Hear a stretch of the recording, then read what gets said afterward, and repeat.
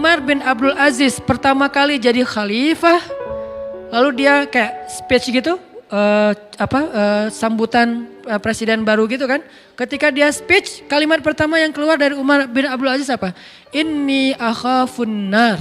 Saya takut kepada neraka. Itu kalimat pertamanya Umar bin Abdul Aziz ketika menjabat sebagai presiden. Takut kepada neraka. Itulah yang membuat dia gak bisa tidur malam hari kecuali mau mencari tahu apa masalah rakyatnya. Itu yang membuat dia akhirnya mengeluarkan semua hartanya untuk kebutuhan rakyatnya. Sampai gelang-gelang istrinya diambil. Dia bilang kepada istrinya, yang aku atau gelang. Maksudnya gimana? Kalau kamu pilih aku, maka berikan gelang itu untuk rakyat. Kalau kamu pilih gelang, maka aku tinggalkan kamu secara baik-baik, kita jalan sendiri-sendiri. Kayak gitu Umar bin Abdul Aziz. Jangan langsung dipraktekin ya. Karena Umar bin Abdul Aziz ngomong kayak gitu setelah mendidik istrinya sekian tahun. Dan istrinya juga bukan perempuan biasa. Ummul Ayal, perempuan ini namanya Fatimah. Itu juga anak raja, orang hebat banget, soleha banget. Makanya Umar bin Abdul Aziz tahu lah level istrinya. Sehingga dia bilang, yang gelang atau aku. Setelah dijelaskan oleh Umar bin Abdul Aziz, apa kata jawaban istrinya? Wahai Umar bin Abdul Aziz, yang bukan cuman gelang, dunia dan seisinya kalau kamu minta aku berikan selama Allah ridho kepadaku. Itulah istri yang soleha. Berdoalah semoga kita diberikan makmum seperti istri Umar bin Aziz. Tapi kitanya harus jadi Umar bin Abdul Aziz. Jangan yang gelang atau aku. Buat apa? Mau beli motor baru. Gak benar ya. Mau beli apa misalnya kayak kebutuhan kayak hawa nafsu kita doang. Jangan. Artinya itulah mereka, karena takut kepada Allah ketahan dari berbuat dosa. Umar bin Khattab juga kayak gitu, karena takut kepada Allah hanya gara-gara salah ngomong ke seorang nenek-nenek yang beragama Nasrani, itu kepikiran gak bisa tidur malam. Ada nenek-nenek datang ke Umar bin Khattab bilang, ya Amirul Mukminin, udah jadi Amirul Mukminin, presiden. Ya Amirul Mukminin, saya ini nenek-nenek yang punya banyak utang. Nenek-nenek punya banyak utang, gak sanggup bayar. Boleh nggak saya minta tolong dari Baitul Mal supaya saya bisa bayar hutang? Buat apa hutangnya Nek? Kok banyak banget? Nenek kolektor barang-barang antik? Bukan. Saya itu hutang karena nggak punya keluarga yang menafkahi saya sehingga saya berhutang udah numpuk sekarang. Angkanya sih nggak gede, cuman buat seorang nenek-nenek yang nggak punya pekerjaan besar. Akhirnya Umar mengambil dari Baitul Mal dibayarin hutangnya. Nggak sengaja Umar ngelihat nenek-nenek ini pakai kalung salib. Umar baru tahu ternyata dia Nasrani bukan Muslim. Akhirnya Umar nanya gini, Nenek udah ngeliat kan Islam kayak gimana? Ya gimana menurut Nenek? Islam agama yang luar biasa. Kamu adalah seorang pemimpin yang adil. Saya respect banget dengan agama kamu. Nek, kenapa Nenek gak masuk Islam? Ngomong gitu. Ya saya udah tua, udah gak sanggup mikir yang kayak gitu-gitu, terlalu berat buat saya. Buat dia tuh ideologi itu berat. Perdebatan mana yang benar mana yang salah berat. Ya udah, pulang aja Umar. Sampai di rumah Umar kepikiran, astagfirullah ya Allah, apakah saya memaksa nenek itu masuk Islam gara-gara adegan tadi? Gimana nih kalau gitu memaksa berarti saya udah melanggar ayat la ikraha fiddin. Tidak boleh memaksa dalam urusan agama. Astagfirullah ya Allah, maafin saya nggak ada maksud, nggak sengaja. Lama dia kepikiran, malam nggak bisa tidur, bolak-balik nggak bisa tidur. Sampai ditanya sama istrinya Umar, Atika, ya Umar kenapa kamu gak bisa tidur? Ya Allah ampuni saya. Dia gak mau ngomong sama istrinya semalaman. Kenapa? Takut sama Allah. Besok dia datang kepada seorang sahabat yang paling bijaksana. Ali bin Abi Thalib. Ali itu paling bijaksana, luar biasa ilmunya. Ya Abul Hasan panggilannya. Ali gimana nih? Gimana emang ceritanya? Diceritain. Wahai Umar, kamu bermaksud memaksa? Tidak, kalau gitu innamal a'malu binniyat. Beneran? Alhamdulillah gitu coba. Padahal adegan sederhana kan? Dan gak ada paksaan juga karena udah dikasih bantuannya baru ngomong masuk Islam dong Nek gitu. Cuman dia takut ini terjebak dalam pemaksaan sehingga semalaman gak bisa tidur. Dosa, bahkan bisa gak dibilang dosa. Kesalahan kayak gitu aja bikin Umar gak bisa tidur. Kebayang gak kesalahan yang lebih gede dari itu? Sampai ada seorang ibu-ibu yang masak batu tuh, ngerebus batu karena anaknya kelaparan. Terus Umar lewat, ibu kenapa ibu ngerebus batu? Karena saya gak punya makanan, terus mau ngerebus apa lagi? Terus ngapain direbus batunya kan gak akan matang-matang juga. Ini hanya untuk membuat anak saya berpikir bahwa saya lagi masak makanan, dia gak akan nangis lagi sampai dia tertidur. Kasihan banget nasibnya.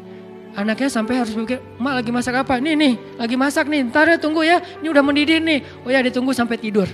Lalu dia bilang, saya akan tuntut Umar di hadapan Allah nanti di akhirat. Langsung gemetar Umar. Umar itu pasti lebih tangguh daripada Habib kan? Yang kalau nyekek McGregor, kalau Umar cuma giniin doang paling. Kenapa? Setan aja takut sama Umar. Kalau ini kan baru McGregor yang takut sama Habib nih. Ini setan. Takut sama Umar. Umar lewat. Setan, kita ngambil jalan itu aja. Malas ada Umar lewat situ. Setan. Dan setan itu kan banyak yang tangguh-tangguh juga kan. Kayak setan petarung, setan apalah banyak. Tapi gak berani sama Umar. Tapi orang setangguh Umar ketika perempuan ini mengatakan saya tuntut Umar di hadapan Allah. Dia gak tahu kalau itu Umar. Saya tuntut Umar di hadapan Allah nanti di akhirat. Umar langsung datang. Ibu kenapa ibu pengen nuntut Umar? Karena dia yang memimpin kami tapi dia membiarkan kami terlantar dan kelaparan.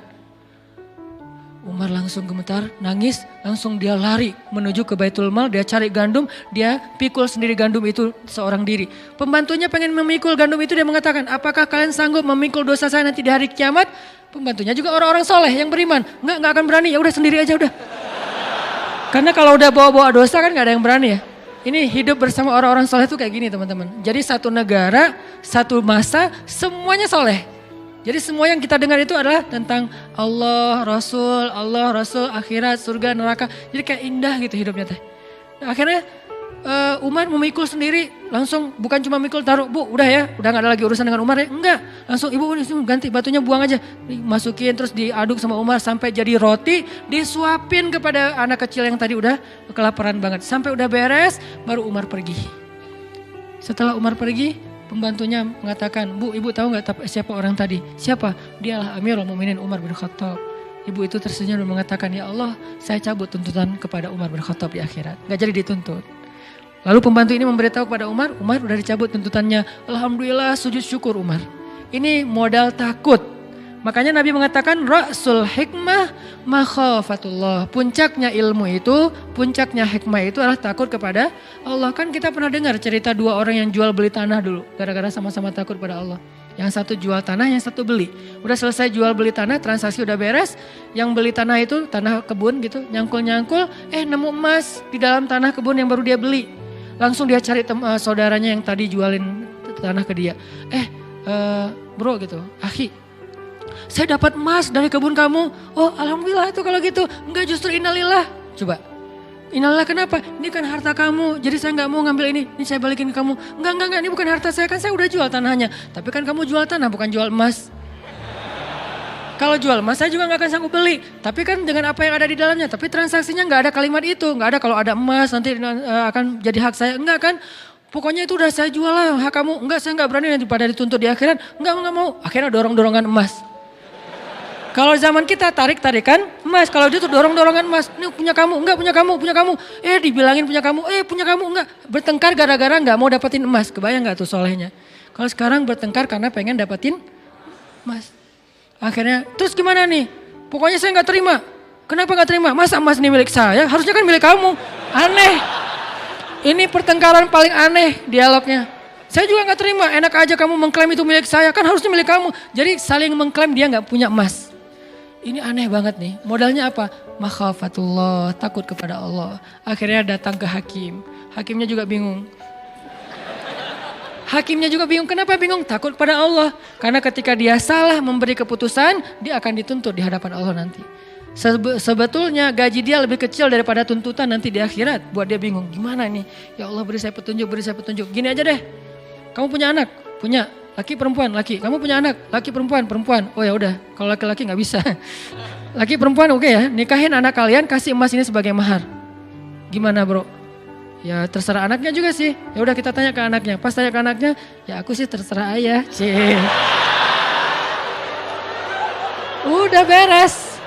Akhirnya menikahlah putra dan putri dari dua orang ini yang bersengketa. Dan emas ini menjadikan modal pernikahan mereka. Masya Allah, makhafatullah. Kemana sekarang iman ini di antara kaum muslimin? Di mana nilai-nilai ini di antara kaum muslimin? Kenapa nilai ini sekarang adanya di Jepang? Kenapa nilai ini adanya di Korea? Kenapa nilai ini adanya di Eropa, di New Zealand? Kenapa bukan di Saudi Arabia, di Mesir, di Timur Tengah, di Indonesia yang negara dengan mayoritas kaum muslimin? Kemana semua teks-teks mulia yang luar biasa dalam Islam? Karena kita hanya menjadikannya wawasan, bukan iman. Ilmu tidak menjadi kebaikan kalau hanya sekedar wawasan di sini. Dia baru menjadi sesuatu ketika dia berasa di hati, lalu kita jadikan itu sebagai perilaku kita sehari-hari. Makanya teman-teman, ini baru satu ayat ya. Ayat 14, belum sempat bahas yang lain, gak apa-apa deh ya. Arti hukma wa ilma kayak gitu. Itulah gambaran tentang Musa. Jadi kebayang sekarang gimana solehnya Musa, gimana taatnya Musa, karena Allah sendiri mengatakan dia dapat hikmah. Itu gambaran hikmah dalam sisi moral, dalam sisi spiritual, itu hikmah artinya. Sehingga ketika kita tahu arti hikmah, sekarang kita kebayang gimana solehnya Musa. Kalau kita anggap hikmah itu sekedar wawasan, kita nggak kebayang solehnya Musa itu kayak gimana. Soleh banget, hal yang paling detail aja soleh. Di zaman Ibnu Mubarak, ada seorang laki-laki minjam, kalau nggak salah Ibnu Mubarak, kalau nggak salah, beliau meminjam pulpen, pena gitu, pena dulu kan dari kayu ya, bukan pena yang bertinta, penanya doang, nggak ada tintanya. Minjam pena dari kayu tertentu gitu, kayu yang sebetulnya murah banget, di Irak, apa di Basra, apa di Kufah gitu, saya lupa juga nama ulama, nanti dicek lagi di beberapa kajian. Nah, beliau minjam, terus karena kayak terburu-buru gitu, kebawa penanya. Kebawa sampai ke Hijaz. Hijaz itu di daerah Arab Saudi. Baru pas buka-buka bagasinya, buka-buka tasnya. Oh, ini kan pena yang saya pinjam beberapa hari yang lalu. Akhirnya dia balik lagi ke Irak hanya demi mengantarkan pena itu. Kenapa? Ketika ditanya oleh pemilik pena, jawabannya apa? فَمَنْ يَعْمَلْ مِثْقَالَ ذَرَّةٍ خَيْرًا يَرَهُ وَمَنْ يَعْمَلْ مِثْقَالَ ذَرَّةٍ شَرًّا يَرَهُ. Siapa yang berbuat dosa walaupun sekecil zarrah, apalagi ini lebih gede daripada zarrah, maka nanti akan dipertanggungjawabkan di akhirat. Khauf, takut kepada Allah Subhanahu wa taala. Makanya orang-orang yang berilmu itu takutnya kepada Allah itu luar biasa. Belum lagi nanti bentuk ketakutan mereka kepada Allah itu kalau baca Quran nangis. وَإِذَا تُلِيَتْ عَلَيْهِمْ آيَاتُ الرَّحْمَنِ وَإِذَا تُلِيَتْ عَلَيْهِمْ آيَاتُ الرَّحْمَنِ خَرُّوا سُجَّدًا وَبُكِيًّا. Mereka tersungkur, mereka bersujud, mereka menangis ketika dibacakan ayat Allah. Tersungkur artinya apa? Gak kuat berdiri, itu artinya tersungkur. Kayak Umar bin Khattab, la uqsimu biyaumil qiyamah wa la uqsimu bin nafsil lawwamah ayahsabul insanu allan najma'a idhamah bala qadirin ala an nusawwiya banana. Baru berapa ayat dibaca surah Al-Qiyamah, lututnya sudah gemetar. Udah gak kuat menopang lagi tubuhnya sehingga tersungkur jatuh. Umar jatuh bukan karena kekuatan musuh, tapi jatuh karena kekuatan iman. Musuh gak ada yang bisa menjatuhkan Umar. Musuh gak ada yang bisa membuat Umar terduduk. Musuh tidak ada yang bisa membuat Umar terbaring, tersungkur. Gak ada musuh yang bisa membuat Umar tersungkur kecuali iman yang membuat dia tersungkur dengan sendirinya. Kenapa? Iman Umar bentuknya khauf kepada Allah, takut kepada Allah. Sehingga ketika baca ayat ini tersungkur. Khalid bin Walid. Siapa yang gak kenal dengan nama besar ini? Khalid bin Walid sampai mengatakan, Nabi bilang apa? Hampir tidak ada perempuan yang bisa melahirkan anak seperti Khalid. Hampir tidak ada perempuan yang bisa melahirkan anak seperti Khalid. Saking kerennya Khalid, jadi susah perempuan bisa ngelahirin anak sekualitas Khalid. Fisiknya, fatonah itu briliannya dalam urusan strategi militer. Dan belum pernah dia duel kalah, itu belum pernah. Dan di tangannya udah belasan pedang patah dalam duel-duel kayak gladiator gitu. Itu Khalid banget. Dan dia saking hebatnya Khalid, kalau teman-teman mau tahu sehebat apa Khalid, lihat pasukannya. Karena pasukan yang hebat gak mau dipimpin oleh pemimpin yang biasa. Pasukannya itu Musanna, Sa'ad bin Abi Waqqas, Ikrimah. Banyak nama-nama besar dari pasukannya. Saya banyak baca nama tokoh-tokoh hebat dalam Islam. Pasukannya, 1000 pasukannya, satu orang saja bisa mengalahkan 1000 musuh. Satu laki-laki yang sebanding dengan 1000 musuh. Musanna tidak akan kalah satu pasukan yang di dalamnya ada Musanna. Ini adalah prajuritnya Khalid. Kebayang gak gimana panglimanya? Prajuritnya aja kayak gini. Nah Khalid yang luar biasa dahsyatnya ketika baca surat Al-Muddatsir sampai tentang ayat bapaknya yaitu Walid Al-Mughirah. Bapaknya kan gak masuk Islam dan meninggal dalam keadaan kufur.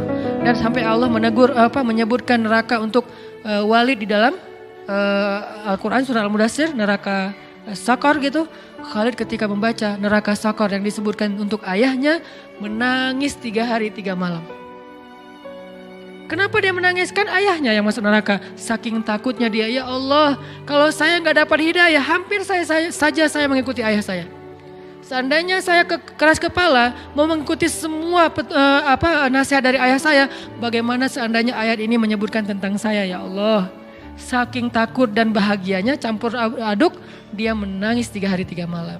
Karena dia kebayang, dia hampir seperti ayahnya. Karena di antara anak-anaknya Walid, Khalid itu kesayangan ayahnya.